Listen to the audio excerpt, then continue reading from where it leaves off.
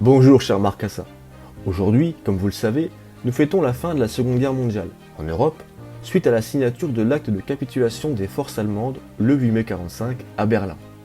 En Europe, oui, car sur le front Asie-Pacifique, la guerre ne prend officiellement fin que le 2 septembre avec la capitulation japonaise. Le 8 mai 1945 marque donc la fin des derniers combats, en Europe, entre Allemands et Alliés. Pour nos Ardennes, cela fait déjà plusieurs mois que l'ennemi a quitté le territoire. Il n'avait suffi aux Américains et à nos résistants qu'une grosse semaine pour chasser les Allemands. Les premiers soldats US foulent le sol ardennais le 31 août, tandis que le dernier soldat de la Wehrmacht le quitte le 8 septembre. La libération ne signifie pas pour autant le retour à la paix. Certes, l'ennemi extérieur n'est plus, mais il reste toujours celui de l'intérieur, le collabo comme on l'appelle. C'est ainsi que l'occupation, puis la libération, laissèrent place à la traque, la répression. Les faits les plus marquants sont certainement ceux à l'encontre des femmes, ayant, comme il se dit, pratiqué la collaboration horizontale. Elles sont d'abord victimes de la colère populaire, en attente d'un retour des instances étatiques. Afin d'être visibles de tous, comme un marqueur de leur trahison, devenant les boucs émissaires de la collaboration, elles sont rasées.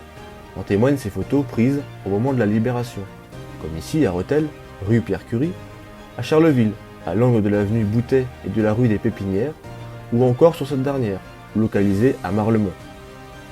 La Cour de justice prit bientôt le relais de ces justices sauvages. Mais le 8 mai 1945, quand l'Ardennais annonce la reddition sans condition signée à Reims la veille, il présente, en page 2, une décision de la Cour concernant deux collabos. Mathy René, qui fut condamné à 5 ans de prison pour avoir dénoncé l'usine Porcher de Revin, qui fabriquait des explosifs pour la résistance, et Culonie Laurence, maîtresse d'un officier allemand, qui reçut 2 ans et 12 000 francs d'amende. Les affaires de collaboration sont d'ailleurs encore d'actualité, des mois après la capitulation. En témoigne cet article du 24 octobre 1945 de l'Ardennais. Ce 8 mai marque donc la fin officielle de la guerre. La fin pour les militaires, les politiques, mais pas pour les civils, qui longtemps encore feront face aux conséquences de cette dernière. Reconstruction, collaboration, rationnement. Si aujourd'hui nous fêtons la fin du conflit le plus meurtrier de l'histoire de l'humanité, dans quelques jours, et durant un mois, nous commémorerons ses débuts, en France, avec la bataille des Ardennes, de mai-juin 40.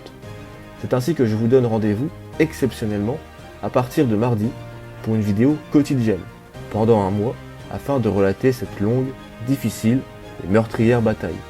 Ardennes tient ferme.